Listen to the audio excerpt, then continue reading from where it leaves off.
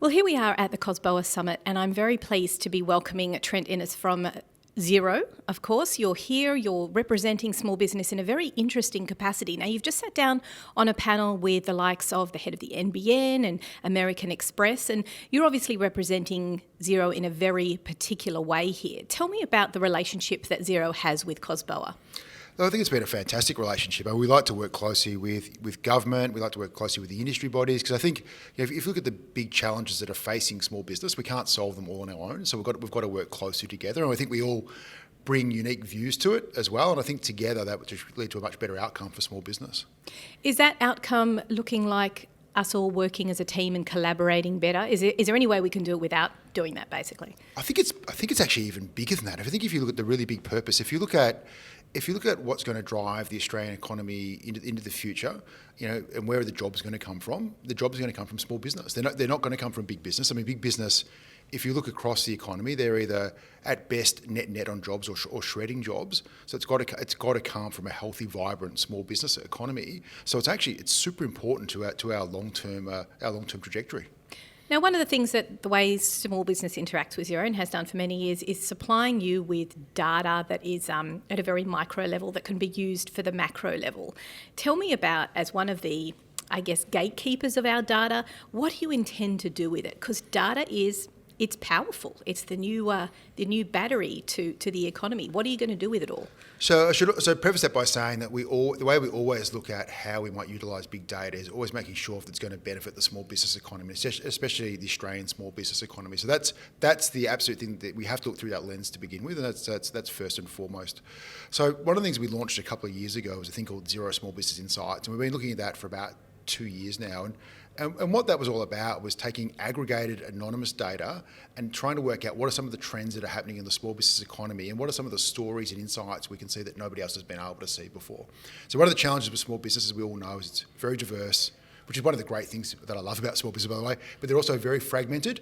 And individually, it's very hard for them to stand up for themselves because you can't really see what's going on. So what we were trying to hope to achieve really was give some information back to policymakers, to big business, to small business themselves to actually work out what's going on at a macro level and where it makes sense to actually delve down to a more granular level. And what I mean by that is we might, we've done some great reports where we've used big data to have a look at, where's employment growth coming from? What industries is it coming from? Which regions is it coming from?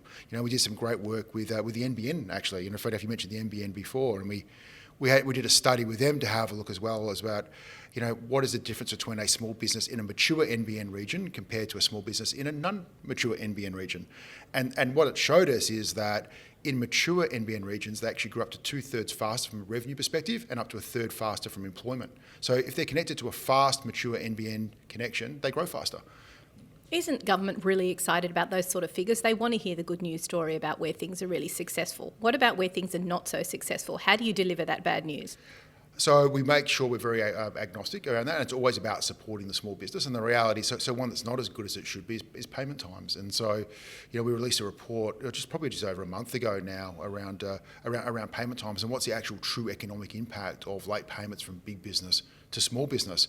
And no one's ever really been able to quantify that before. And we worked closely with Alpha Beta on this, with once again anonymised, aggregated data, and we actually worked out that the size at any point in time there's $115 billion outstanding between big business and small business in Australia alone, and that about 53% of all invoices are paid late, are beyond their payment times. And if we could get that just back to paying on time, the actual payment times of the invoice, it would actually translate to $7 billion of working capital, translating from big business down to small business, which is a massive stimulus. That's an instant accelerator to the economy. You think so, yeah. But in theory, that should actually relate straight back to actually giving small business more confidence, you would hope. And then once they've got more confidence, they'll feel more free to grow and hire that next person, because that's always one of the challenges of a small business is do I have the confidence to hire that next person? And you're not likely to do that if you're not sure you're going to get paid on time. Aside from your Market Insights program and all of the data that you provide with that, how else are you communicating with government? Are you yourself, as a representative of Xero, sitting on those panels and giving them the information? Is that your role? So I do go on a few panels, and so probably from two different angles. So one, obviously the small business angle, which we've been talking about today, but another one I'm really passionate about is technology and the future of technology in Australia as well. Obviously the Xero's a New Zealand founded company, and we've also grown obviously very well out of Australia as well, and we hire a lot of people here, and we're doing lots of development here. So we're a classic example of a company that's actually making technology here, not taking technology. It's something I'm super passionate about, and we need to work out how we can create more companies like Xero from this part of the world, because it can be done. So how do we create those next generation of tech companies from this part of the world that are going to give cool and exciting jobs to the next generation? I want my kids to have exciting jobs, to be honest. Well, speaking of the future, where do you see Xero in 5 years' time? Yeah, so I've been asked that question a lot, and it's I think to answer it, first of all, the penetration rates of cloud accounting and digitisation of small business around the world is still at actually very low rates. So Australia and New Zealand are leading the way. We're doing really well in the UK as well. We've got customers in 180 countries around the world now.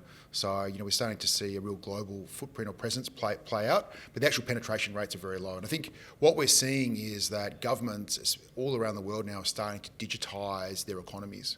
And so they realise it's very hard for them to actually connect to such a fragmented business community, and even right out to the constituents as well. So they're using technology now to be able to do that.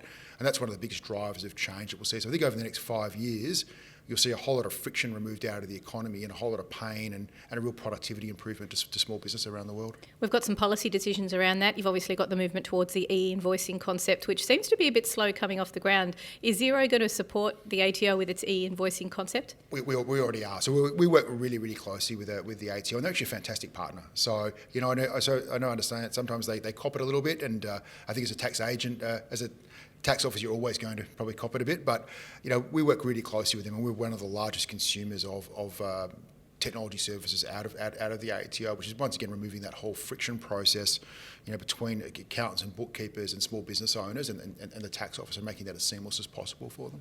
Are you going to continue to be that bridge between small business and policymakers by providing data going both ways? Do you see that as part of the future of Xero as well? I think there's definitely an opportunity to help. I mean, ideally, we'd love to be able to get in a position if we can help. It's always about if we can help. And I'd like to see if they're making policy decisions or large investment decisions. Is there some data source or some data insights that we might be able to help provide? We'll always do that publicly as well. What can we actually do to potentially help to make the small business economy better and stronger and showing more growth? So I definitely see that opportunity. But I think equally the flip side of that as well is if you are going to make those large investments, can we actually provide some insights after the fact to hold them to account as well, to make sure it actually had the desired impact it was meant to have? So the before and the after effect? Yeah, I think so. I mean, I think, and that's a learning opportunity. It's not about hitting someone with a stick. It's about a learning opportunity to actually say, did it actually have the impact we wanted it to have? Because it's such an important, part of it. It's almost 50% of all employment is small business in this country. So it's so important to our overall economy, and to be able to actually provide some insights to help that grow just seems to make sense to me. Well, it's like what we say on Small Biz Matters. Whenever we have a legislator in front of us, we say, don't worry about the economy, we've got this. It's all good. Yeah, no, I agree. I completely agree with that. Look, thank you so much for joining me, Alexi Boyd, with Small Biz Matters. We're here from the COSBOA conference in Melbourne, and we're very excited to be welcoming.